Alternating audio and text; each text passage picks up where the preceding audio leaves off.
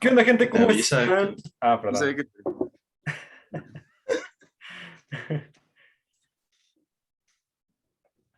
¿Y ahora sí? Perdón. No hay falla. ¿Qué onda, gente? ¿Cómo están? Sean bienvenidos nuevamente a Terror y Más. El día de hoy tenemos a unos grandes invitados. Estoy con Héctor Ávila y con Eric Sandoval de la banda Drop Riff. ¿Cómo están? bien, todo bien. Bien El acá, vocal. Y sudando como loco. Qué bueno, qué bueno. Oigan, algo que me llama mucho la atención y me intriga bastante. Oigan, ¿por qué Drop Riff? ¿Por qué la banda lleva ese nombre? Eso se lo puso el baterista Memo, que no está aquí, pero se supone que es una especie de juego de palabras, como drop, que es soltar, y riff, que pues se hace referencia a los riffs de guitarra. Y, o sea, eso es básicamente porque tratamos de que todas nuestras rolas, la base de la composición sea el riff de guitarra y que de ahí ya vaya la batería, la melodía de la voz, entre el bajo, todo. Como, como Metallica en el Black Album, que decían que su fórmula era hacer un buen riff y de ahí construir el resto de la canción. Esa es básicamente nuestra idea y por eso surgió ese nombre. Ah, ok. Fíjate que sí, me sonaba mucho, o sea, lo de riff, digo, yo también toco algo de guitarra, entonces sí me sonaba mucho el término, entonces dije, ah. Aparte de que igual yo soy muy seguidor del metal, como dice el Black Album. Ay, bueno. Pero platíquenme, ¿cómo se creó la banda? ¿Cómo nace? ¿Quién le habla a quién? ¿Se conocen, no sé, en la prepa, en la secundaria? Sí. ¿Cómo se integra? Yo conocí a Memo, el Bataco, porque entramos en una banda de covers, por así decirlo. Eran como covers, música ligera, cosas Ok. así para tocar en Blink. los bares. Y después de eso, como que Memo y yo decidimos formar una banda propia, porque teníamos ya varias cosas compuestas y queríamos como darle a eso, ¿no? Y nos juntamos con el buen Eric en una banda que se llamaba Clover. Clover. Ahí todavía no era Clover, pero era una banda que se llamaba Clover y teníamos a otro bajista que se llamaba Canales. Canales. Y después de eso esa banda se derrumbó y después, pero Memo y yo seguimos platicando y seguíamos haciendo rolas y todo el rollo. Y estuvimos con otro bajista y otro guitarrista, Armando y Mike. Estuvimos un buen rato ahí, de hecho con ellos sacamos nuestro primer EP, Primeros sencillos, unos primeros sencillos, y después ellos se tuvieron que salir, lamentablemente, y después juntamos a Eric y a Braulio, que es nuestro actual bajista, el buen Bayo Mackenzie, y que ese canal ahorita tampoco pudo venir. Y ya, eso es como básicamente la historia de Drum la Riff. historia en Una resumen. banda de covers en la prepa, y después pues, decidimos hacerlo nuestro y por eso surgió. Ah, o sea, son como una super band, ¿no? Que ya venían de Una proyectos banda surge de pasados. otra banda. Ah. Algo así, sí. Wow, Como oigan, y, o sea, la música que tocan ahorita actualmente, o sea, ustedes la escriben, y, o Sí. sea, cómo es ese proceso de componer una canción? Eh, ¿Qué va primero? La parte musical, la letra, ¿cómo es ese proceso? Te quiero pues ahora contar. sí que, es que en la mayoría de las canciones, no en todas, pero sí la mayoría, ahora sí que el que se avienta la parte de estructura y el esqueleto y el fuerte de la canción es Héctor. Ahora sí que él hace esa parte.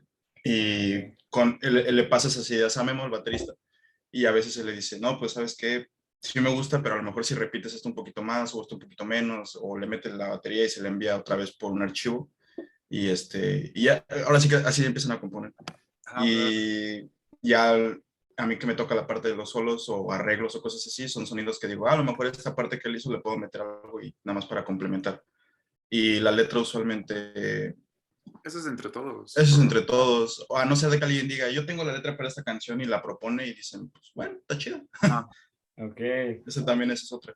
Sí, básicamente, o Ahora sea, sí que es, yo sí, traigo ideas y Memo les da forma y luego Eric entra con unos buenos solos y Braulio entra con las letras, bueno, todos con las letras. son las letras. Ujú. Probably es como que ese ritmo, porque pues Braulio pues no, pone no, el bajo. no queremos que siga todo el tiempo lo que hace la guitarra. Ajá, Y eso es lo que queremos evitar. Entonces, afortunadamente él también tiene... ¿no se escucha ese helicóptero? Algo, pero no mucho. Sí, gracias.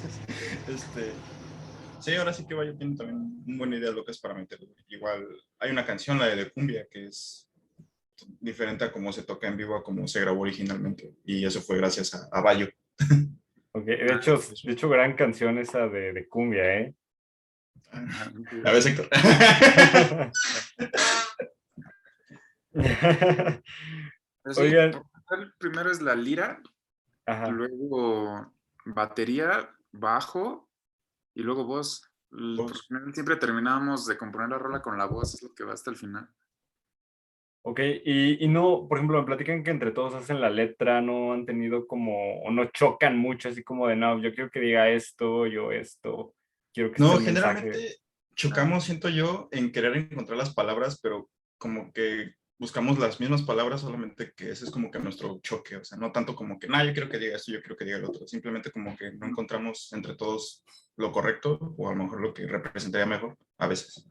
Ah, ok, Pero ok. sí, Sí, por lo general estamos de acuerdo con el tema del que va a hablar la letra, no somos como como que, tan no, es muy cerrados. fuerte eso para mí. Ok, No, ok. creo que no. Va, oigan, ¿y por qué heavy o groove metal? O sea, ¿por qué ese género? ¿Por qué eso y por qué, no sé, no cumbia o otro género? Pues porque hemos crecido con el metal, yo creo todos nosotros. Sí. Yo desde chiquito escuchaba, no sé, empecé con que Linkin Park, Godsmack, Ok. Rasmus, luego ya un poco más de metal, Metallica, Slipknot, Trivium. Entonces como que todos nos encanta el metal y por eso nos quisimos ir a formar una banda de metal. Y la parte como de groove metal es porque no queríamos formar una banda de metal que fuera como súper pesado, queríamos que tuviera ciertos ritmos A lo- muy digeribles para cualquier um, público. Yo siento que a lo mejor también para evitar encasillarse en un solo estilo, o sea, como por ejemplo escuchas una banda de thrash metal, no quiere decir que se llama lo mismo el thrash metal, pero pues como que es como que lo mismo, tras lo mismo, tras lo mismo, o variaciones de lo mismo. Sí, sí, de hecho sí. y pues haciéndolo así, pues no solamente taguearlo en un género, así como groove, es como que más abierto, como que te permite jugar más con Ajá. ciertos sonidos. Por ejemplo, en Parasitic, que se escucha un ritmo de disco en la batería, o sea, es como de, pues está chido. FTS tiene un ritmo que encuentras en el reggaetón, en la base de la batería igual, y ahí no se percibe así como tal, o sea, pero está chido jugarle con eso. Siento que con el groove tienes eh, tienes un poco más de, ¿cómo decirlo? Es más amplio los géneros a los que puedes llegar. Por ejemplo, como dice Eric Knott desde Thrash, es muy difícil que te vayas o que bajes de tempo, ¿no? La canción o que te vayas a otro género.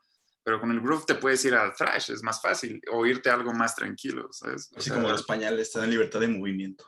ah, Gran analogía, gran relación.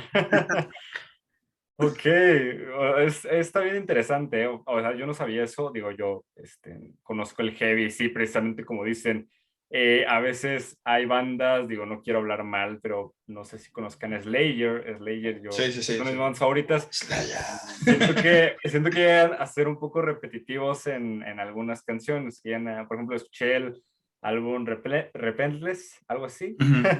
Y siento que las canciones van por la misma línea, o sea, no hay como una Sí, variación muy notoria, entonces digo, está chido que ustedes quieran hacer ese cambio, no solamente centrarse en el heavy. Y ahorita que estaban hablando de lo que escuchaban o lo que escuchan normalmente, digo, a lo mejor y me repiten lo mismo, pero ¿cuáles han sido sus principales influencias o de quién rescatan como que algunas partes que digan ciertas canciones fueron elaboradas porque se escucha esta canción, no sé, de Slipknot y nació?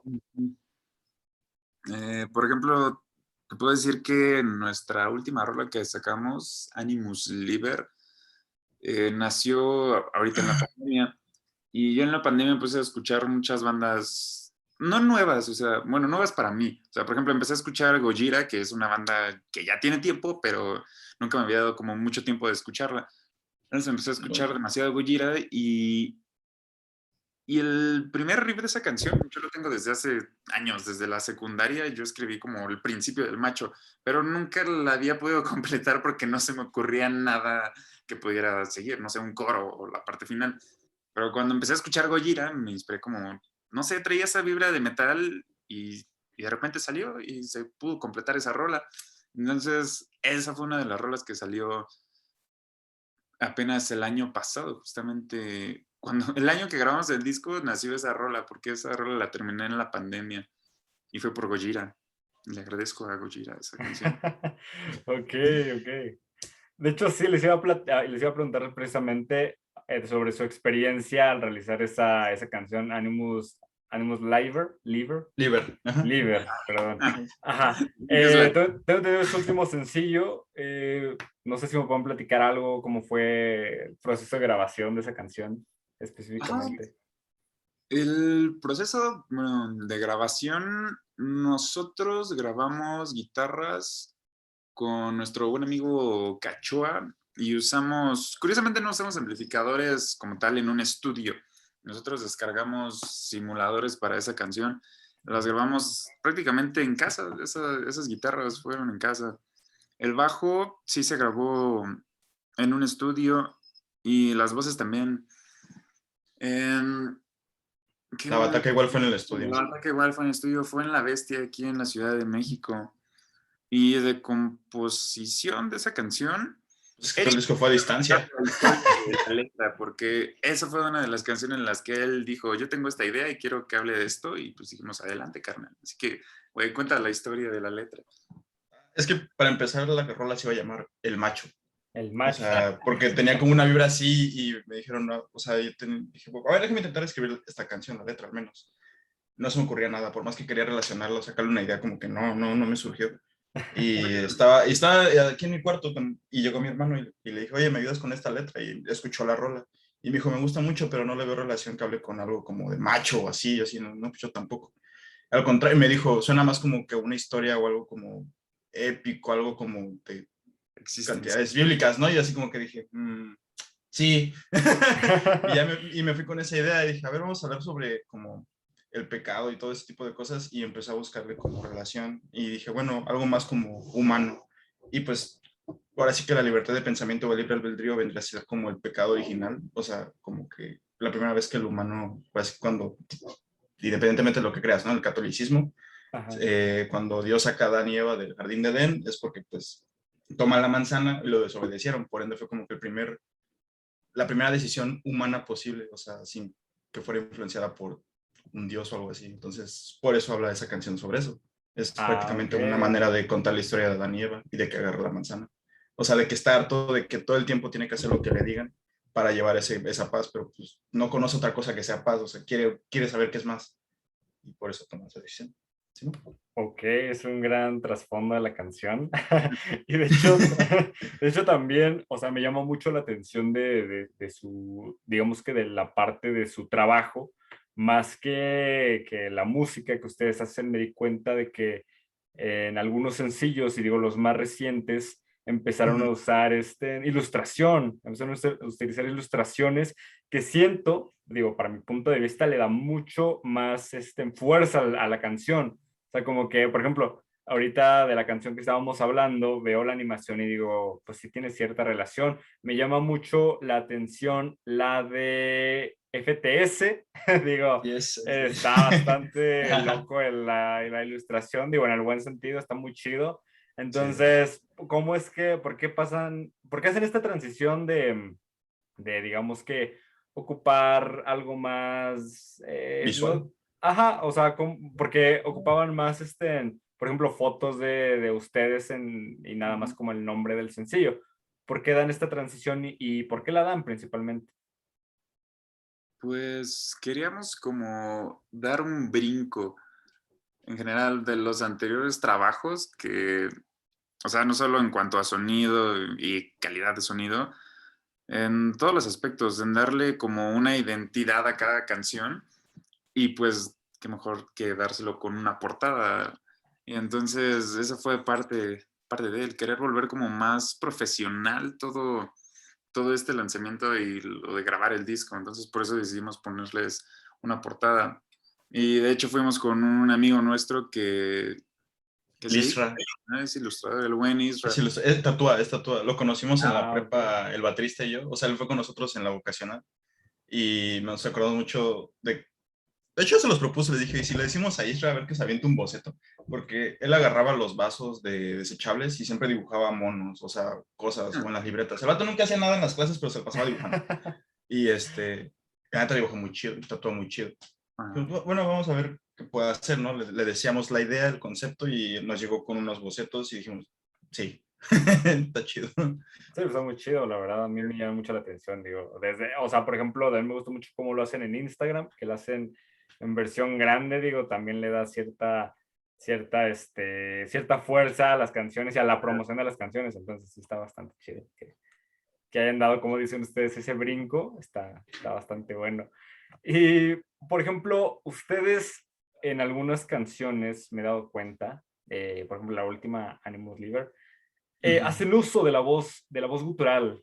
O sea, ¿ocupan alguna técnica para esa voz? Digo, porque tengo entendido que la mayoría de cantantes o vocalistas de bandas que hacen este tipo de voz o que utilizan este tipo de voz en exceso, pues llegan a hacerse daño en las cuerdas. Por ejemplo, vimos con Oliver Sykes. Entonces, ¿ustedes usan alguna técnica o algo para que, pues sí, o lo hacen así como salga? O sea, ¿cómo le hacen? Lo intentamos. De hecho, bueno, antes en las anteriores canciones, no sé, la Cumbia Heaven, no hay guturales por eso mismo, porque yo no sabía cómo hacerlos, tampoco había tenido la curiosidad, de hecho, de intentarlos. Fue hasta después que quería como aprender a cantar como tal, porque de hecho pues, nunca he tomado clases, ¿no? Entonces quería como mejorar, y entonces ya me fui metiendo un poco en ese tema del raspar la voz, de hacerlo de la manera correcta, y también me fui metiendo en los guturales, en los screams, y entonces empecé a buscar muchas cosas para aprender a gritar, y todavía no supongo que lo sé hacer increíblemente bien, pero espero que no me esté lastimando, porque realmente cuando lo hago ahorita no me lastima, no es como que me da la garganta, me raspe, ¿no? Simplemente espero que lo esté haciendo bien porque no tengo claro. No me escupo sangre. Los va a hacer mejor porque él sí, desde la prepa, desde antes, este vato hacía ruidos mientras estaba con sus amigos. Y yo creo que sí lo domina más chido que yo. De hecho, cuando grabamos Animus Libre, bueno, todas las partes que tienen gritos, gritamos él y yo al mismo tiempo. Ah, ok. Porque justamente como yo apenas estaba aprendiendo, no tenía como esa potencia, pero Eric me dio backup bien cabrón, me dio apoyo y por Sí, eso fue una complementación porque yo no soy cantante. Entonces, pero como él dice, Pero en la sabes prepa yo hacer, escuchaba sabes mucho, screamo. ajá, es que en la prepa escuchaba Bullet for Valentine, Children of Bodom, Machine Head, y dije, se escucha muy chido, y nada más como que lo imitaba, y me salía mal, pero me salía. Ah, ok. Y ahorita en la grabación, de hecho, yo estaba en el baño en casa de Rodrigo, y fue como de, oye, ¿puedes intentar gritar esto? Y yo como de, ¿Simón? Ya salí del baño, lo grité, dijeron, pues ya se queda, así se va a hacer así. Pero pues mi problema es de que no tengo esa entonación, entonces por eso también fue que la idea de doblar las voces con sus gritos y los míos, porque los míos a lo mejor tienen la potencia, la distorsión, pero no tienen la entonación, y los de él tienen la entonación, y era como, pues Ah, cada sí. quien apoyarse el uno al otro. Eso también era un Ah, ok. factor muy importante. Porque, no sé, ¿has notado como gritos de, no sé, Cannibal Corpse Ah, que sí. son muy potentes, pero se pierde la melodía, por así decirlo, de la voz? O sea, no tiene un tono. Y hay otros gritos que, por ejemplo, Oliver Sykes, que son muy potentes, pero, El de Gojira, Joe Duplantier, no, no. ajá, o de Gojira, todavía, aún tienen la Chester melodía. Bennington. No. Ah, sí, Chester también. ¿Entiendes el tono que hay detrás de su grito? Y eso era lo que queríamos, ¿no? Por eso los doblamos, porque Eric era muy potente, pero igual le faltaba el tono, el mío tenía como tono, pero le faltaba poder, entonces por eso mezclamos los dos. Y Fusión. Sí, de hecho, pues, está bien chido eso que se complementen, digo, me imagino que cuando llegan a interpretar las canciones en vivo, pues también da como que pues sí, como dicen, más potencia. Y de hecho, como lo mencionan, o sea, a lo mejor, como dicen, no usan como tal una técnica, simplemente, pues, como salga. No sé si escucharon alguna vez la historia Ah, no sé si conozcan yo creo que sí la conocen, a Panda, la famosa banda regiomontana. Sí. Somos esa. En el segundo disco, en el tercer disco, el que les llevó a la fama, Para ti con desprecio, el bajista Ricky usaba, también hacía guturales y dice que, o sea, y hacía muy, muy pocos, digo, en un concierto se aventaba que, ¿cuántas veces? En 3 canciones, 4 canciones. Y al final se tuvo que operar de la garganta porque también. Entonces te digo, pues a lo mejor uno lo hace leve y aún así la garganta se Por ejemplo, después de las grabaciones, sí fue como que algo que Héctor y yo hicimos de pues, buscar la manera de hacerlo lo mejor posible y correcta, porque pues dijimos, ok, ya se grabó, significa que lo vamos a tener que hacer en vivo, entonces tenemos que hacerlo bien, o sea, ya no solamente al trancazo. Entonces, de hecho, hay una señora, ya es una señora, Melissa Cross, que es coach vocal claro. de chingos de vocalistas de metal.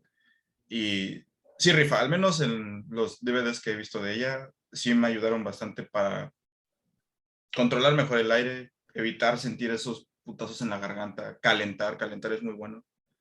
Y entonces, para darle mayor longevidad, porque pues vaya, si no puedes cantar, pues no vas a poder tocar. No está chido eso. Sí. Sí, oigan, y ustedes ya lo tocaron hace rato el tema, pero ¿me pueden platicar un poco de, digo, su primer EP, perdón, que tengo entendido lleva el mismo nombre de la banda? Tengo entendido está conformado por 3 temas, digo, ¿cómo fue ese primer proceso? Porque me imagino que fue la primera vez que grabaron siendo, pues, esta banda, o sea, ¿cómo fue? Pues sí, ese proceso, digo, se nota, digo, en el buen sentido, se ve una evolución, digamos, que una madurez en cuanto a su música. Entonces, ¿cómo fue? Héctor, porque yo no estuve en las primeras sesiones. De hecho, ahí Eric no estaba, ya éramos Drop Free, pero estaban el anterior bajista y el anterior guitarrista. Nada más estaba de los originales, yo y el bataco Memo. Para eso sí fuimos a un estudio que se llama Sarmedia Records. Pues ahí no teníamos como el equipo ni la técnica para grabar, la verdad. Creo que fue, ahora que lo pienso, tal vez una decisión un tanto, bueno, no precipitada, la verdad, porque está bien, porque aprendimos mucho de eso. Aprendimos lo que era ir a un estudio y lo que era grabar, porque para grabar tienes que ir con las rolas aprendidas al 100, porque no puedes llegar ahí a hacer como, bueno, al menos no como una banda pequeña que tienes como tu tiempo muy contado a la hora de grabar, porque pues lo rentas como un estudio como por horas o por días.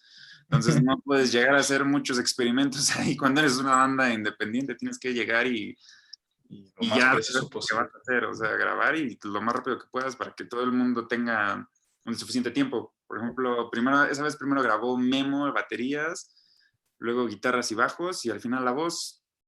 Y pero sí fue una gran experiencia y sí se nota como también muchos errores nuestros al final como de sonido, porque también no teníamos muchos conocimientos sobre qué podía ayudar a la mezcla, también no teníamos como ese amarre como banda, no teníamos tantos años practicando. Y aprendimos que sí, para ir al estudio tienes que estar al 100 y tienes que saberte las canciones 100%. Ok. Esto es nuestra experiencia del primer. Así que hay que romper unos cuantos huevos. No, sí les digo, o sea, sí, o sea, es un gran EP, pero, o sea, o sea, escuchas, por ejemplo, la última canción y dices, wow, o sea, hubo una cierta trascendencia musicalmente hablando.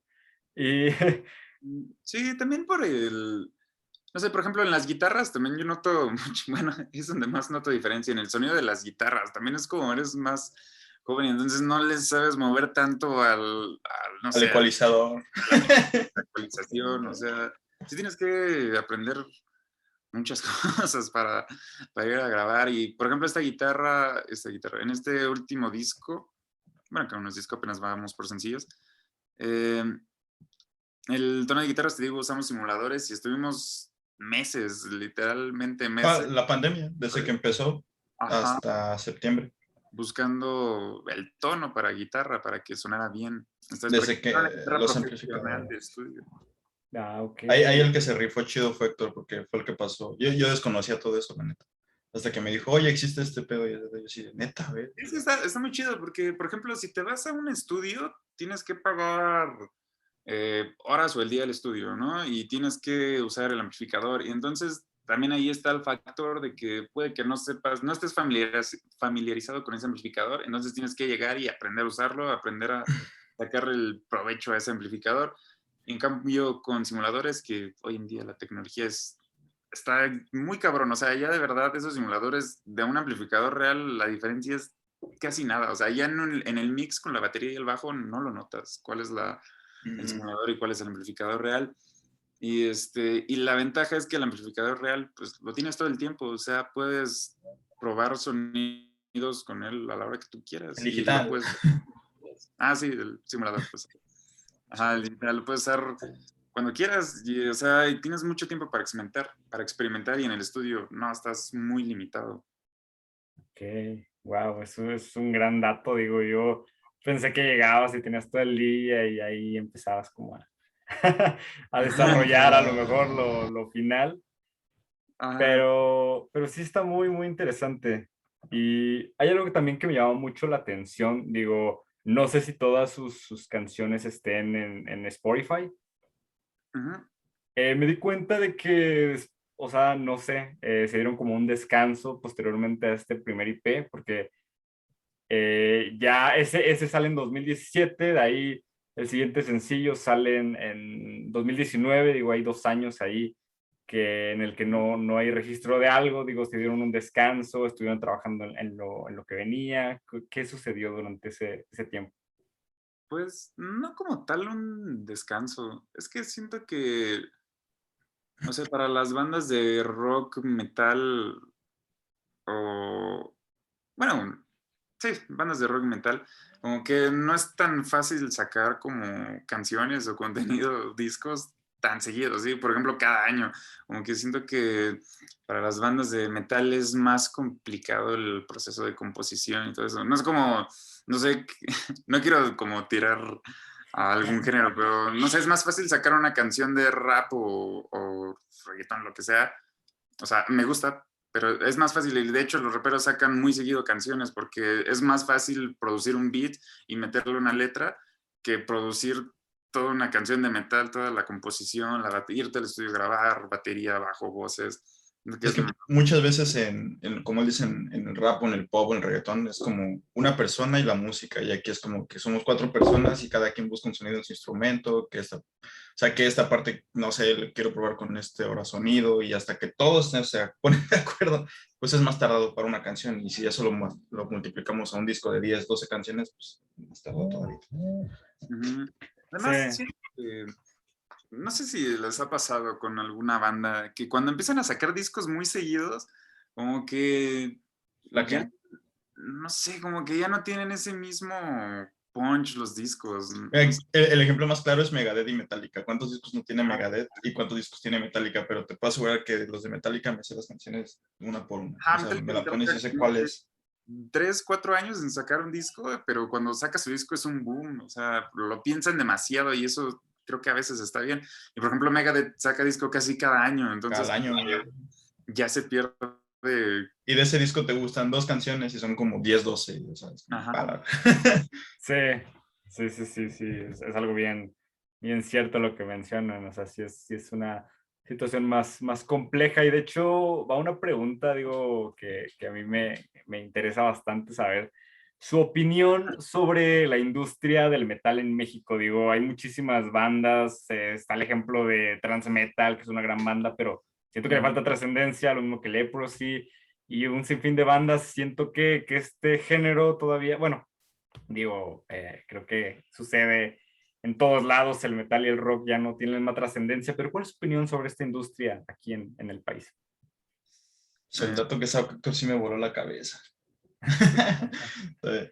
Explícame.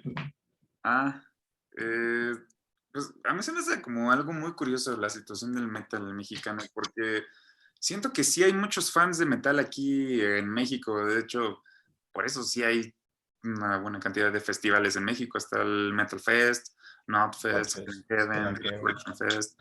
Incluso el Tecate Pal Norte también tiene algunas bandas de rock. Hasta el Vive. El Vive también tiene muchas bandas de rock, metal. Entonces yo siento que sí hay una buena cantidad de fans de rock metal aquí en México, pero por alguna razón no logran como trascender. Y yo siento que es por el público del metal, creo que es un poco... Siento que es más selectivo. Es muy selectivo el público del metal, yo diría. Ajá. O sea, entonces no le dan la oportunidad a una banda como de crecer y de seguir sacando discos. Entonces, también es eso, o sea, no le dan el tiempo a las bandas para que evolucionen y mejoren, y entonces ya pueden sacar un disco como, pues increíble, no sé, por ejemplo, no sé, Metallica, su mejor disco es el Black Album, o sea, ¿cuántos discos atrás tuvieron para evolucionar, para llegar a eso? Entonces siento que a las bandas no le dan el suficiente apoyo para que sigan y sigan y sigan y evolucionen y se vuelvan en grandes bandas. Al final terminan desertando a medio camino, entonces yo creo que esa es parte del problema. Además, yo siempre he creído que aquí en México somos, ay, no sé cómo decirlo, no es racista la palabra, pero por ejemplo, como que apreciamos mucho lo que viene de otros países. Por ejemplo, si una banda como emergente de, no sé, de Inglaterra, le escucha su música aquí en México, es como, wow, ¿no? Son ingleses y en vez de llamarle como emergente, le llamas como underground, ¿no? O sea, hasta le pones otra palabra mamadora para describirlo. Entonces, es como, wow, son ingleses y nadie los topa, güey, son increíbles. Y en cambio, si escuchas una banda mexicana que nadie topa, pues son como unos chaquetos, güey, son unos güeyes emergentes. Cuando emergente y underground es como casi. Básicamente lo mismo, pero aquí es como una palabra despectiva, ¿sabes? Entonces siento Sí. que, o sea, no les das ese apoyo para que las bandas sigan y mejoren. O sea, entonces por eso puede que nos hayamos perdido de muchas grandes bandas aquí en México, que a lo mejor se quedaron a medio camino, pero su Yo siguiente... creo que en Latinoamérica hay por ejemplo, Sepultura es un bandón, ¿no? Ujú. Pero son muy pocos los que Pero lo... son menos. Ajá. Ujú, es el problema. Bueno, esa es mi perspectiva. No sé si tú, loco, tengas otra perspectiva. No, creo que igual, o sea, de hecho iba a decir eso mismo de que, de hecho México es de los países que más consumen el metal, o sea, lo buscas en internet, países que más escuchan metal y México está en el top 3, top 5 de varios sitios. Y sí, la verdad es que no lo dudo, muy seguramente sí, pero como él dice, o sea, somos muy selectivos y yo siento que es más porque quienes escuchan metal, no todos, pero la mayoría de ley tocan un instrumento, o al menos lo intentaron o le llama la atención. Porque también es cierto que es parte de la esencia del metal, o sea, como que te sorprende ese sonido y dices, ah, yo quiero como que esa cosquillita de replicarlo o hacer algo. Entonces eso también es algo chido el metal, pero también influye en que sea un poco selectivo, de que no me gusta ese estilo, pues no lo escucho. No le das esa Ok. oportunidad a veces. Como son, la mayoría de los metaleros son también músicos, entonces si una banda, no sé, en su grabación tiene un pequeño error, probablemente el metalero lo va a notar y ya no va a querer escuchar esa banda, ¿sabes? Aunque fíjense, es una gran, digamos que una gran perspectiva esa que ustedes manejan de que, o sea, sí te han entendido eso de que la mayoría de metaleros tocaban en algún instrumento, o como dicen, querían replicar ciertas canciones, principalmente tengo entendido en Metallica, creo que en alguna ocasión hice una investigación similar a eso. Y sí, o sea, precisamente como les menciono, por ejemplo, no sé, en la parte como les mencionaba, Transmetal. Transmetal tiene muchísimos álbumes, sin embargo, siento que hay algo ahí que no les permite como que... Ir más allá. Ajá, exactamente. Entonces, pues sí se me hace también algo muy curioso y qué bueno que me compartieron su opinión. Oigan, y para ir cerrando, ¿me podrían platicar cuáles son los planes a futuro para la banda? Ujú. Sí, Héctor, ¿cuáles son los planes a futuro? Pues ahorita terminaron de sacar el disco, son 10 canciones que llevamos 3, que ahorita que sacamos como sencillos, esperamos sacar entre 5 o 6 sencillos y ya después de eso soltar el resto de las canciones del disco. Y el problema ahorita es que nuestros planes a futuro dependen mucho de la situación del COVID, porque ya esperaremos ya que salga el disco y salir a tocar y promocionarlo lo más que podamos en tocadas, pero pues aún estamos un poco limitados por eso. Entonces, nuestros planes están un poco frustrados por eso. Pero lo que sí tenemos plan, a finales de este año, esperamos que se arme una live session, ir a algún estudio y grabar el disco en vivo y subirlo a internet. O sea, como, así que O sea, ¿y el disco va a salir en físico también? O sea, ¿lo van a...? ¿O únicamente digital? Pero ahorita va a ser completamente digital, pero sí, esperamos hacer algunas copias. Ok, eso también algo que me llama mucho la atención y qué bueno que se tocó el tema, digo, me gustaría también conocer su opinión acerca de esto. Digo, la industria de la música ahorita, principalmente en pandemia, cambió bastante. Bueno, desde hace años ya los discos físicos ya estaban perdiendo popularidad, ya todo se consume vía digital. O sea, ¿ustedes cuál es su postura? Al mismo tiempo digo, a mí en lo particular yo soy de escuchar álbumes completos, yo disfruto de escuchar un álbum de principio a fin y creo que hay muchas personas como yo que disfrutan de esto para entender el mensaje completo del álbum. Pero también muchas bandas, digo, inició creo que con el reggaetón, o no estoy seguro, pero tengo entendido que así fue. Ya ahorita bandas también de rock y metal se están uniendo a esto de sacar únicamente sencillos. ¿Ustedes qué opinan? ¿Creen que esté bien? ¿Creen que esté mal? ¿O creen que la música evoluciona y debe ser así? Es que de hecho lo de sacar sencillos no es algo nuevo, o sea, hacía desde los 50 con Elvis y las canciones que más pegaban hacían una recompilación y lo juntaban en un disco y lo vendían otra vez. Pues era como vender algo muchas veces y, o sea, muy bien.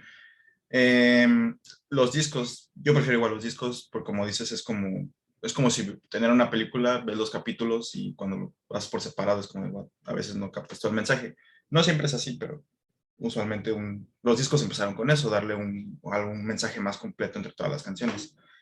De hecho, el disco que vamos a sacar, la idea es eso, también dar como un mensaje sobre, no, sí, tiene un mensaje, la idea es que tiene un mensaje, es que no sé si se puede decir más.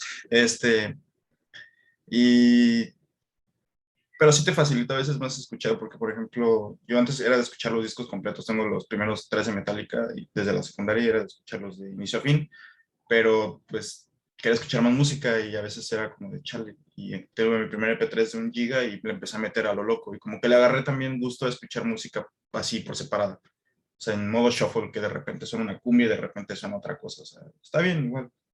Pero cuando quiero escuchar a alguien, pues sí es mejor escuchar el disco. Sí.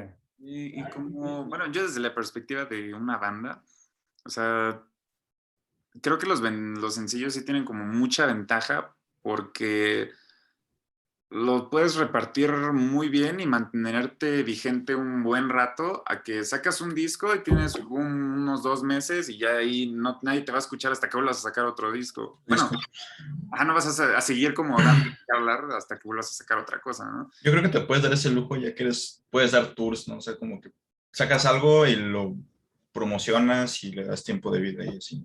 Pero sí, los sencillos, si sacas tu disco, o bueno, como sencillos, es mucho más fácil que saques uno cada mes o cada 2 meses y ya con eso te mantienes vigente durante 1 año, 2. Pero sí, yo también por el cariño a las bandas antiguas, yo también prefiero los discos porque pues, es algo muy bonito tener el plástico, ¿no? El CD es como... sí. Tengo, o sea, es mío, es como tener tu prueba física de que apoyas a una banda, no sé, es algo bonito. Dígame, con algo digital, pues no tienes nada. Sí, porque además si se te acaba el internet, si no lo descargaste. Sí. Sí. Bueno, pues muchas gracias por haberme compartido su opinión y bueno, también muchas gracias por haber aceptado la invitación, por habernos No, acompañado. a ti por invitarnos. Gracias. Me podrían compartir sus redes sociales para que la gente vaya, los escuche, los vaya a seguir. Por supuesto. Por su pollo mucho. En Pues que estoy viviendo. En Instagram estamos como Drop Riff, en Facebook también. No hay ningún otro Drop Riff, somos los únicos subnormales con ese nombre. Ok. En YouTube es Drop Riff espacio MX. Drop Riff MX. Y pues ahora son las únicas redes que tenemos. No, TikTok también tenemos. TikTok. También TikTok. ¿Y qué sube? sube? Los de canciones y Ah, ok, Sí. ok. Igual estamos como Drop Riff en TikTok. Bueno, pues, no, gran banda, sin duda, o sea, me gusta mucho su trabajo, creo que van por un buen camino y pues espero escuchar ese álbum que viene para pues, disfrutarlo, ¿no? A ver Gracias. qué viene. Y bueno, pues esto ha sido todo por hoy. Nos vemos pronto en una entrevista nueva. Esto fue Terror y más.